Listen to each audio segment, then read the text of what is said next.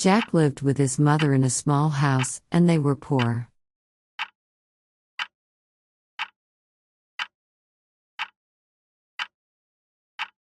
One day, Jack traded their cow for some magic beans and planted them.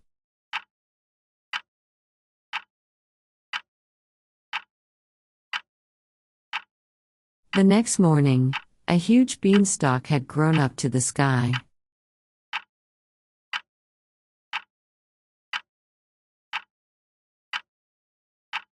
Jack climbed it for hours and reached a castle.